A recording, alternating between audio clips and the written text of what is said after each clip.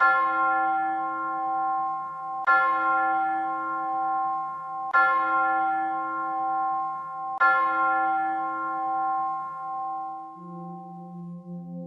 की इस सुंदर सुबह मैं आप सबों को मसीह में सलाम कहता हूं। मसीह में आपको शांति मिले। उम्मीद करता हूं आप सुरक्षित होंगे और प्रभु की महिमा और उसकी सेवा कर रहे होंगे। तो आइए, इससे पहले कि हम आराधना में आगे बढ़ें, एक शादी की सूचना है और यह सूचना under the Christian marriage law act 15 section 62 of the year 1872 rule 10 के मुताबिक है। मिस्टर थियोडोर एरन सिंह और मिसेस अभिषेक नूरानी सिंह की बेटी सोनिया एग्नेस सिंह, जो कि स्पिंस्टर हैं और LLGM मेथोडिस्ट चर्च की सदस्य हैं, इनकी शादी लेट मिस्टर मॉरिस सिंह और मिसेस रीना स्विंग के बेटे हर्ष स्विंग, जो कि बैचलर हैं और assemblies of believers church Shastri Nagar Kanpur के सदस्य हैं, इनकी शादी सेंट्रल मेथोडिस्ट चर्च लखनऊ में 9 सितंबर सन 2020 शाम 4 बजे होना निश्चित हुआ है। ये शादी की तीसरी और आखिरी सूचना आज 6 सितंबर सन 2020 को कलीसिया को दी जाती है। यदि आप में से कोई ऐसा कारण जानता हो जिससे कि यह शादी नहीं हो सकती, तो प्रमाण के साथ लिखित रूप में अपने पासबान को सूचित करें। हम प्रार्थना करें। एक बार फिर प्यारे प्रभु, तू अपने बंदे को अपनी सलीब के पीछे कर और होने दे कि इस समय तू ही हमारे बीच में ऊंचा किया जाए कि हमें से हर एक को अपने कदमों के पास खींच ले। तू हमसे बोल, हमसे बातें कर और होने दे कि तेरी मीठी और धीमी आवाज हमारे कानों में गूंजे और तेरा पैगाम हमारे दिलों को छुए। आमीन।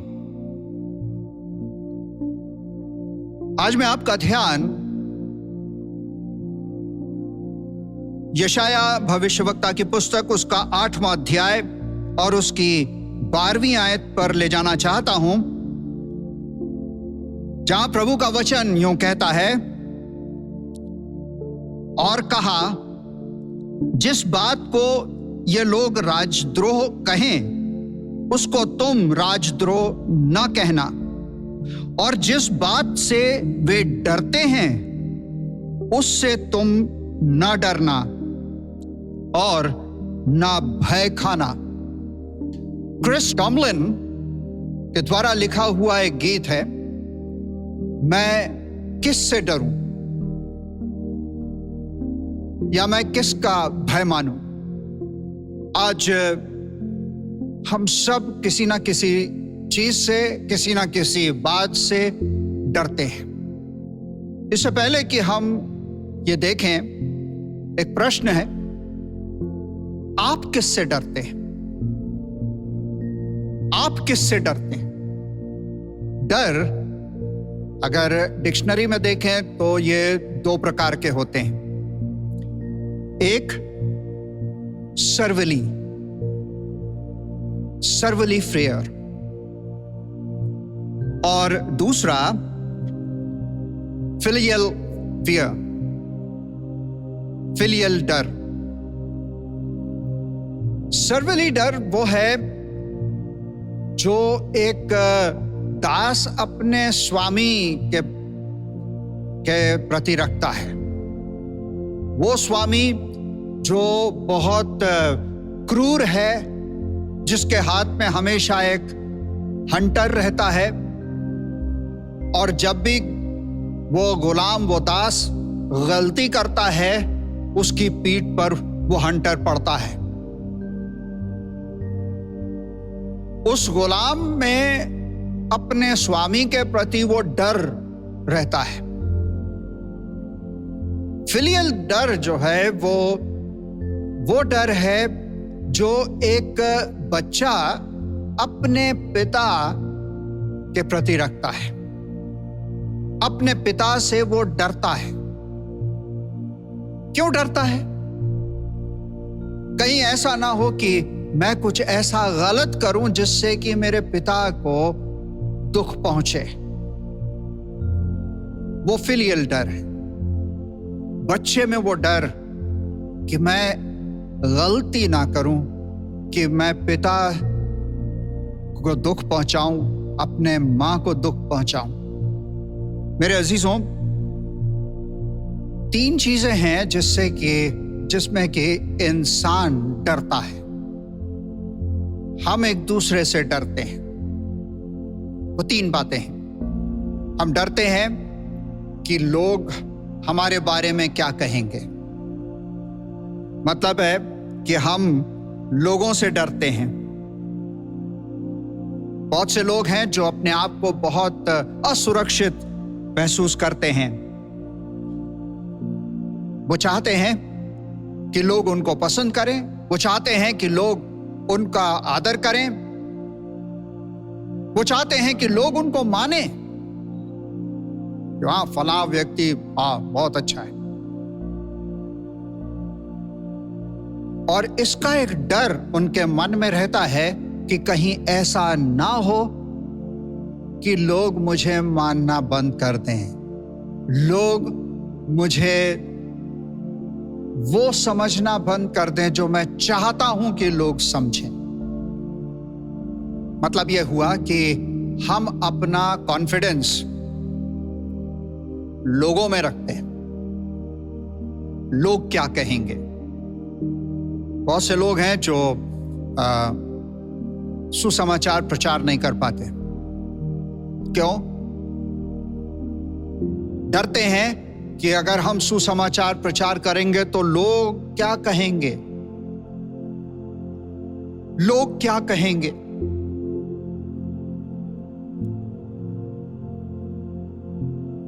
बहुत से माता पिता हैं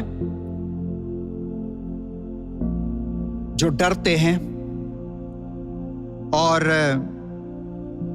अपने बच्चों को वो ताड़ना नहीं देते, उल्टा उनकी हर बात मानते हैं।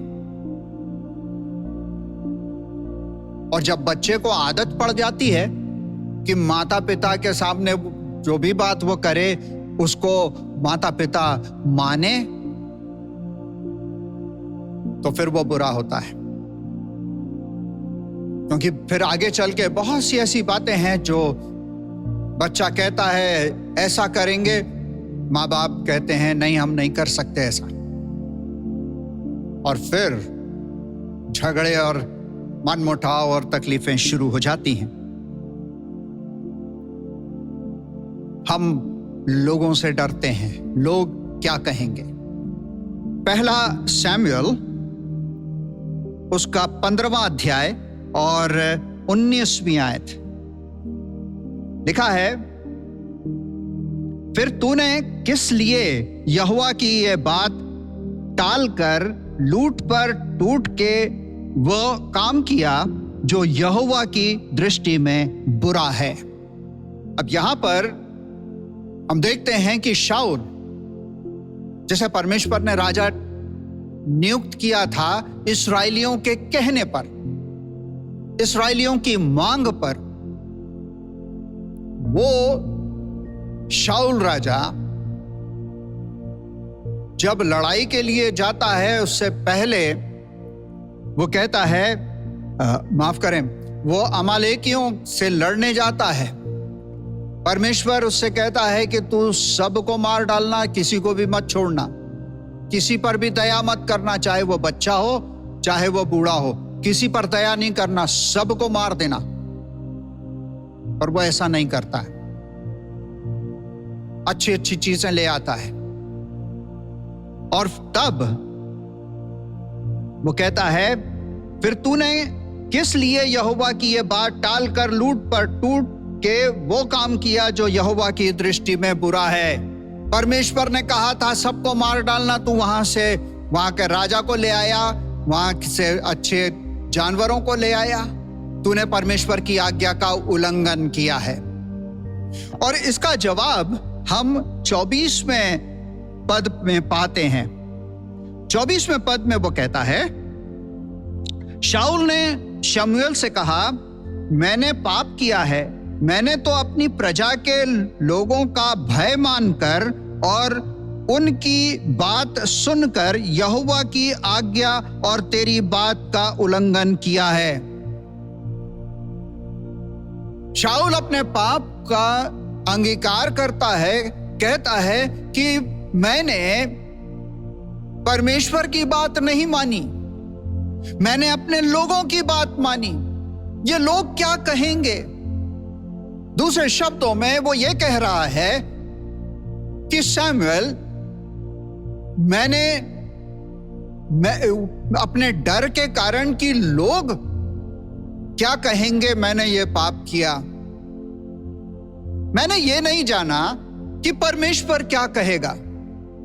वो कहता है मैंने पाप किया है, मैंने परमेश्वर की बात नहीं मानी। बहुत से लोग हैं जो चर्च में काम करते हैं, सेवा करते हैं, पर उनके काम करने का या उनकी सेवा करने का जो मोटो होता है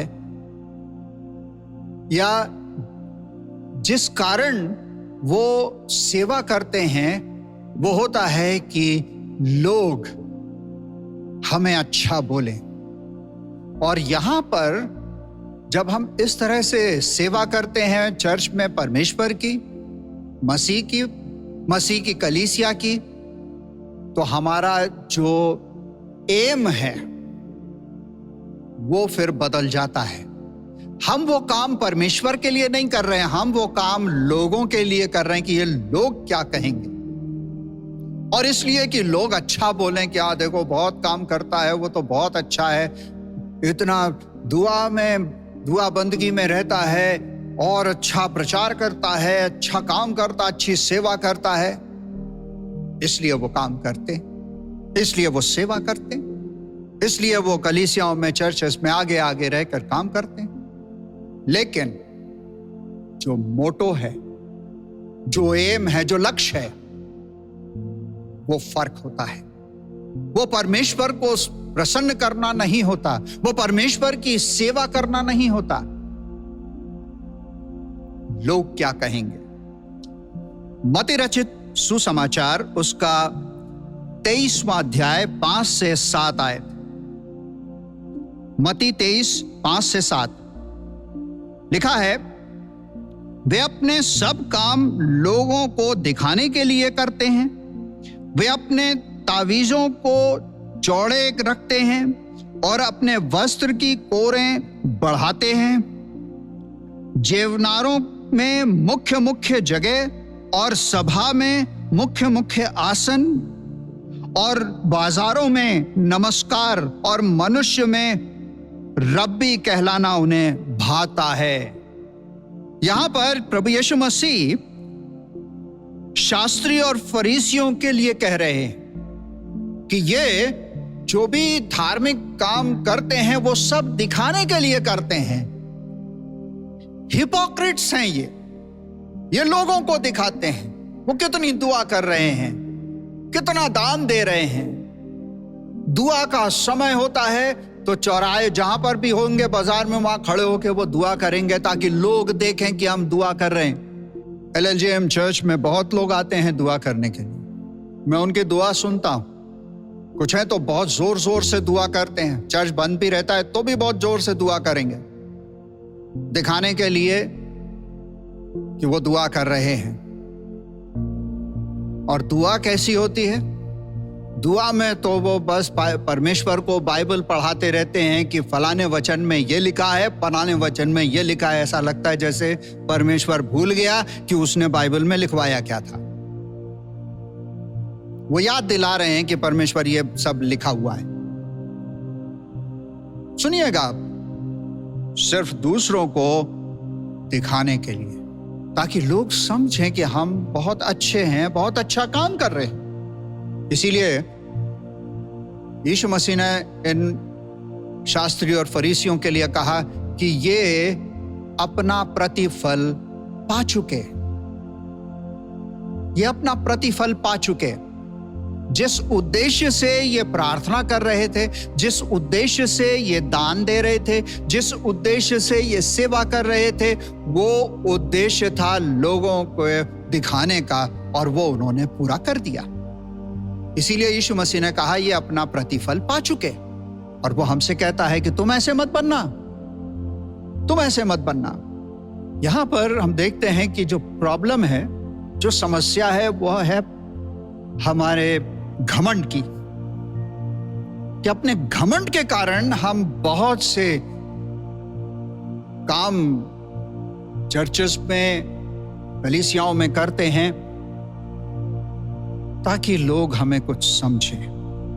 और यह दिखाता है मेरे अजीजों कि हम अपने आप से कितना प्यार करते हैं। हम परमेश्वर से प्यार नहीं कर रहे, हम मसीह से प्यार नहीं कर रहे, हम अपने आप से प्यार कर रहे हैं कि लोग हमें जाने। मैं, बहुत से लोग हैं जो इस बात को कहते हैं, मैंने इतने लोगों को बपतिस्मा दिया, मैं इतने लोगों को यीशु के पास लाया, मैंने इतना किया, ये किया। परमेश्वर को, मसीह को और पवित्र आत्मा को वो किनारे धर देते हैं।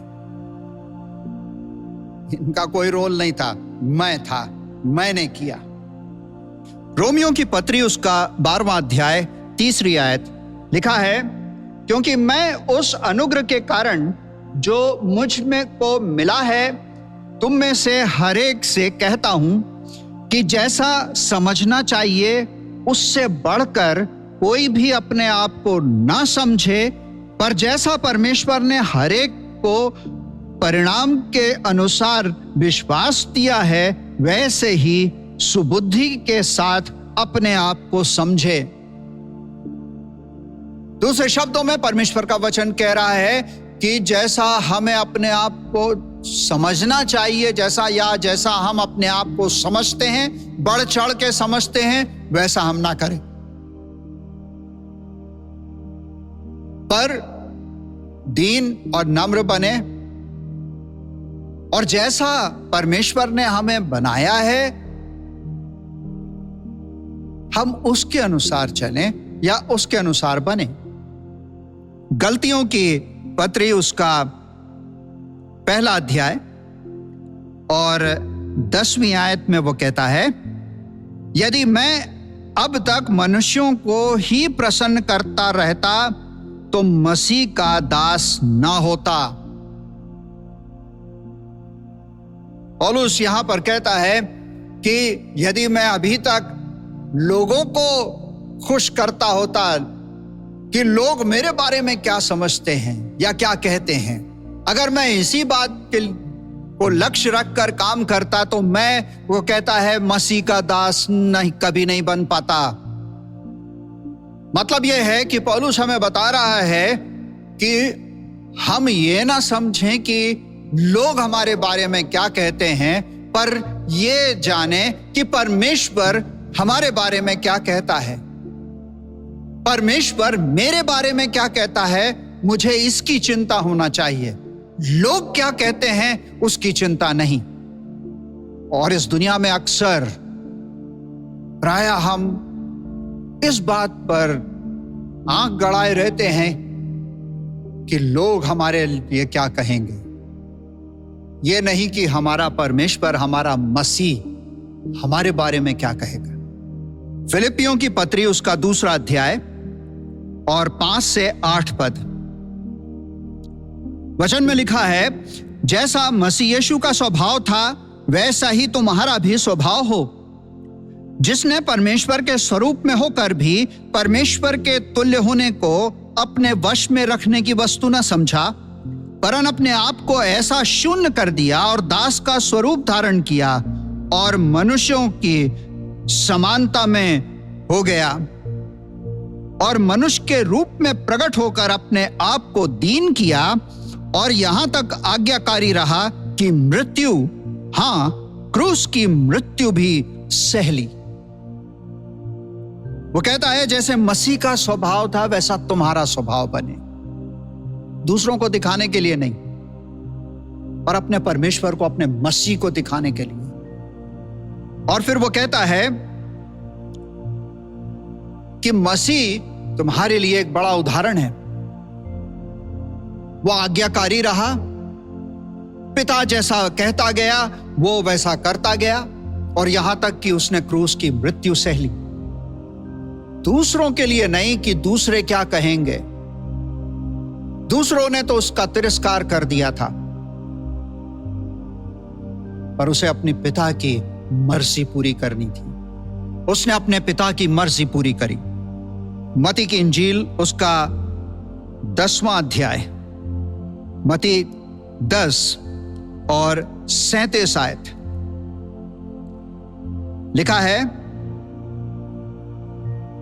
जो माता या पिता को मुझसे अधिक प्रिय जानता है वो मेरे योग्य नहीं, और जो बेटा या बेटी को मुझसे अधिक प्रिय जानता है वो मेरे योग्य नहीं। यीशु मसीह ये बात बताते हैं कि जो मुझसे ज्यादा, यानी यीशु मसीह से ज्यादा किसी को भी चाहता है वो यीशु के योग्य नहीं। जो मसीह से ज्यादा अपने नाम को चाहता है वो मसीह के योग्य नहीं, ये परमेश्वर का वचन कहता है। तो मेरे अजीजों, हम मसीह के समान बने, जिसने इस बात पे भी घमंड नहीं किया कि वो परमेश्वर का पुत्र है। आसमान की बादशाहत को छोड़कर वो इस दुनिया में आया, इसका घमंड उसने नहीं किया। और लिखा है आज्ञाकारी रहा और क्रूस की मृत्यु सह ली। ये वो चाहता है। दूसरी बात, जब हम पर मुसीबत आती है, सताव आता है, तब हम डरते हैं, लोगों से डरते हैं, जो सताते हैं उनसे डरते हैं।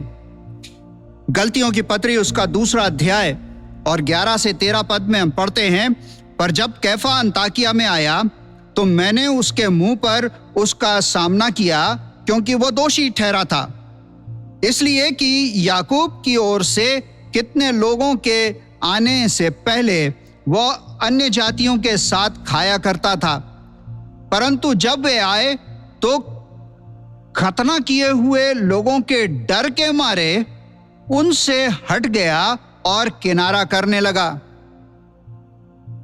और उसके साथ शेष यहूदियों ने भी कपट किया, यहां तक कि बरनबास भी उनके कपट में पड़ गया। लिखा है, पर जब कैफा अंताकिया में आया तो मैंने उसके मुंह पर उसका सामना किया, क्योंकि वो दोषी था। दोषी किस बात का था? डरता था कि अगर मैं इन अन्य जातियों के समान नहीं वो रहूंगा तो फिर ये मुझ पर मुझे यातना देंगे, मुझे सताएंगे। उस सताव के डर के कारण वो उनके समान चलने लगा, उन अन्य जातियों के समान काम करने लगा। और जब चेले आए तो फिर डरा, तो फिर उन लोगों से किनारा करने लगा। मेरे अजीजों, लूका रचित सुसमाचार उसका 6 अध्याय और 22वें पद में हम पढ़ते हैं, धन्य हो तुम जब मनुष्य के पुत्र के कारण लोग तुमसे बैर करेंगे और तुम्हें निकाल देंगे और तुम्हारी निंदा करेंगे और तुम्हारा नाम बुरा जानकर काट देंगे। प्रभु यीशु मसीह कहते हैं कि जो उनके पीछे चलेगा, जो यीशु मसीह को अपना उद्धारकर्ता ग्रहण करेगा, उसके लिए रास्ता आसान नहीं है। वो कहता है कि लोग तुम्हें मेरे कारण निकाल देंगे, तुम्हारी निंदा करेंगे, तुम्हें बेइज्जत करेंगे। इसके लिए वो कहता है, धन्य हो तुम कि जब लोग तुम्हारी निंदा करें, मेरे कारण तुम्हारी निंदा करें, जब लोग मेरे कारण तुम्हें निकाल दें, जब लोग मेरे कारण तुम्हारा सताव करें। वो कहता है, धन्य हो तुम। और लूका 10 में हम पढ़ते हैं, वो कहता है 10:16 में, वो कहता है, जो तुम्हारी सुनता है वो मेरी सुनता है, और जो तुम्हें तुच्छ जानता है वो मुझे तुच्छ जानता है, और जो मुझे तुच्छ जानता है वो मेरे भेजने वाले को तुच्छ जानता है। वो कहता है, जो तुम्हारी सुनता है वो मेरी सुनता है। मतलब उनकी बात कर रहा है जो यीशु मसीह के कारण सताव सहते हैं। इसीलिए यीशु मसीह ने कहा है कि जो तुम्हें सताएं उनके लिए दुआ करो। सड़क पे निकलकर जुलूस में विरोध मत करो, उसके लिए बाइबल नहीं कहती, उसके लिए यीशु नहीं सिखाते। कहते हैं कि जो तुम्हें सताते हैं उनके लिए दुआ करो। क्यों? वो तुम्हें सताते हैं तो तुम धन्य हो। वो कहता है, जो तुम्हारी सुनता है वो मेरी सुनता है।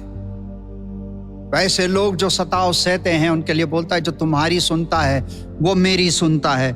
जो तुम्हें तुच्छ जानता है वो मुझे तुच्छ जानता है, और सिर्फ मुझे ही तुच्छ नहीं जानता, वो कहता है मेरे भेजने वाले को यानी परमेश्वर को तुच्छ जानता है। मतलब यह है, वो परमेश्वर का विरोधी हो गया। मेरे अजीजों,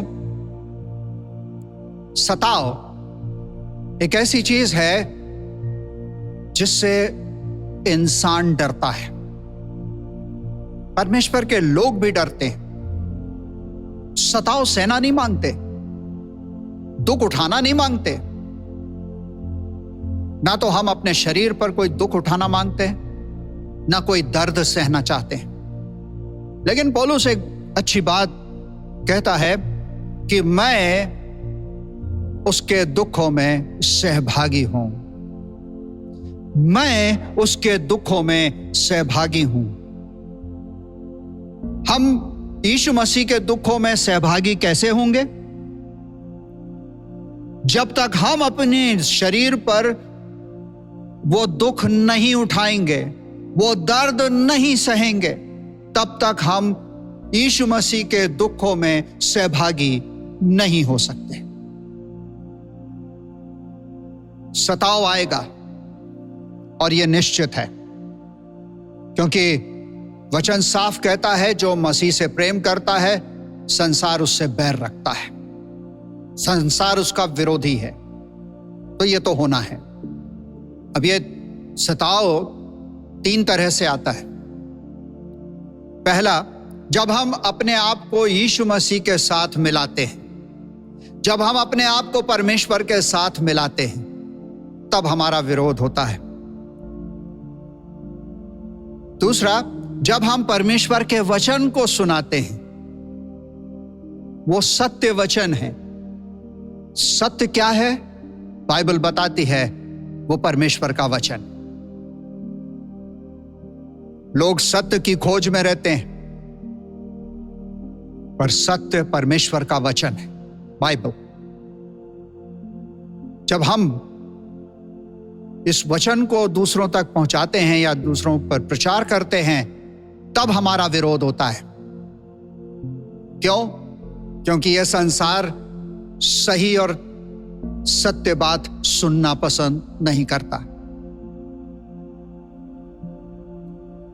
और तीसरी बात कि जब हम अपना समर्पण परमेश्वर के हाथों में करते हैं, जब अपने आप को परमेश्वर के हाथों में समर्पित कर देते हैं, तब सताव होता है, तब सताव होता है। उत्पत्ति की पुस्तक उसका 12वां अध्याय और उसकी 11 से 13 आयत में हम पढ़ते हैं कि एक समय इब्राहिम की जिंदगी में आया मिस्र में कि उसने अपनी पत्नी के कारण झूठ बोला। अपने प्राण बचाने के लिए उसने अपनी पत्नी को कह दिया कि ये मेरी बहन है, ताकि लोग उसे छोड़ दें, मिस्री उसे, फिरौन उसे छोड़ दे और उसकी बीवी को ले जाए, सारा को ले जाए। इब्राहिम ने भी अपनी जान बचाने के लिए झूठ बोल दिया कि सारा उसकी बहन है। मेरे अजीजों, मसीह होने के नाते हम पर यह दुख आएगा, तकलीफें आएंगी, सताव आएगा, पर हमें गलत निर्णय नहीं लेना है। हमें गलत निर्णय नहीं लेना है।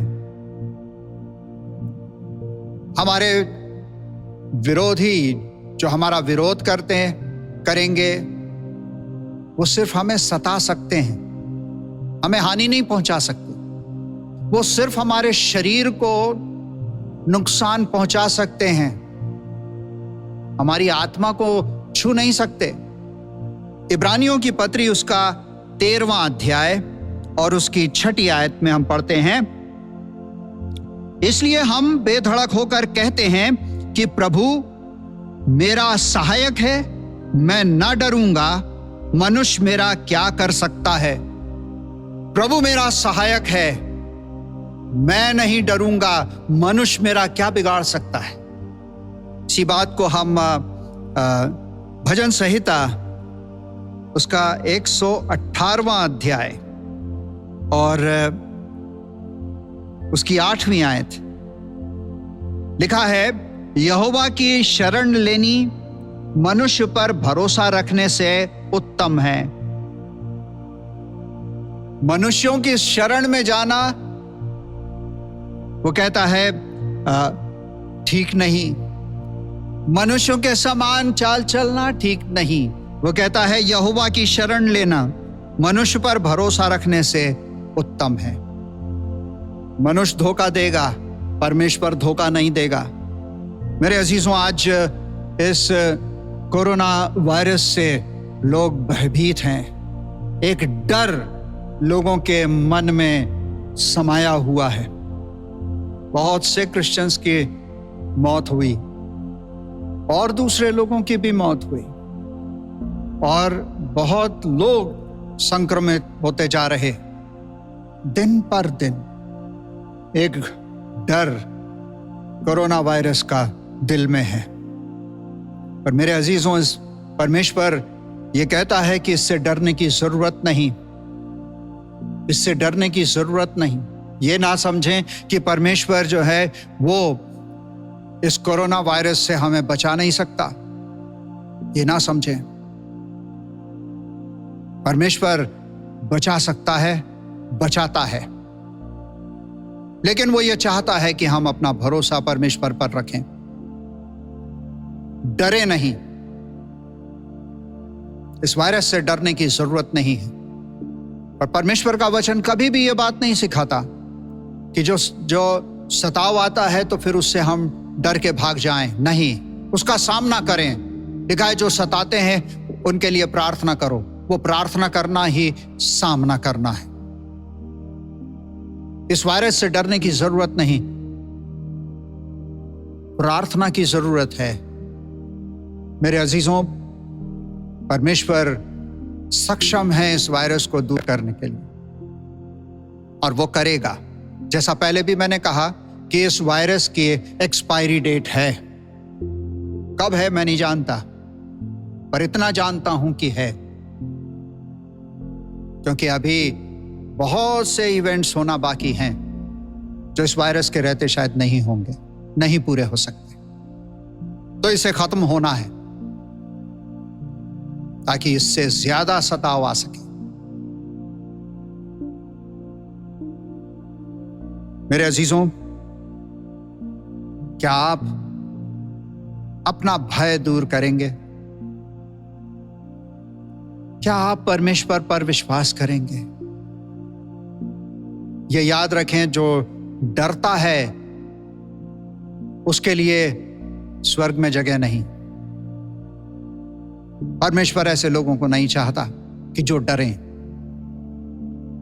पर ऐसे लोग जो सामना कर सकें हर सताव का, हर तकलीफ का। क्या आप उसके लिए तैयार हैं? क्या आप अपने दिल से वो डर को दूर करेंगे ताकि परमेश्वर ये कह सके कि तुम धन्य हो, तुम धन्य हो। हम प्रार्थना करें। खुदावंद हमारे आसमानी बाप, हम तुझे धन्यवाद देते हैं तेरे वचन के लिए, और धन्यवाद देते हैं प्यारे प्रभु कि तू वो पिता है जो हमसे प्यार करता है और चाहता है कि हम डरे नहीं। इस डर को हम अपने मन से निकाल दें। इंसान ने जब पाप किया तो सबसे पहले वो डर उसके दिल में आया, वो तुझसे डरा। प्रभु तो ये चाहता है कि हम तेरा भय माने, जैसे एक बच्चा अपने पिता का भय मानता है और इस बात पे लगा रहता है कि वो ऐसा कोई काम ना करे जिससे कि उसका पिता नाराज हो या उसके पिता को दुख पहुंचे। हम विनती करते हैं प्यारे प्रभु कि तू अपनी आत्मा की सामर्थ्य में दे, ताकि हम इस बात से डरें कि तेरे विरुद्ध कोई काम ना करें और कोई ऐसा काम ना करें जिससे कि तू तेरा कोप हम पर भड़के, पर हम तुझे प्रसन्न कर सके, तेरे साथ रह सकें, तेरे साथ चल सके। तू हमारी सहायता कर। हम विनती करते हैं उन सभी अजीजों के लिए जो इस संदेश को सुन रहे हैं। विनती करते हैं प्यारे प्रभु कि तू उनके मनों में अपना गहरा कार्य कर। वो इस कोरोना वायरस से डरे नहीं, इसका सामना करें, क्योंकि सब कुछ तू कंट्रोल करता है, सब चीजों का संचालन तू करता है। प्यारे प्रभु तू सहायता कर। अपना समर्पण तेरे आगे करते हैं और ये सब मांगते हैं अपने त्राता और मुक्तिदाता प्रभु यीशु मसीह के नाम में, आमीन। अब जो तुम्हें ठोकर खाने से बचा सकता है और अपनी महिमा की भरपूरी के सामने मगन और निर्दोष करके खड़ा कर सकता है, उस अद्वैत परमेश्वर हमारे उद्धारकर्ता की महिमा और गौरव और पराक्रम और अधिकार और हमारे परमेश्वर प्रभु यीशु मसीह के द्वारा जैसा सनातन काल से है, अब भी हो और युगानुयुग रहे, आमीन।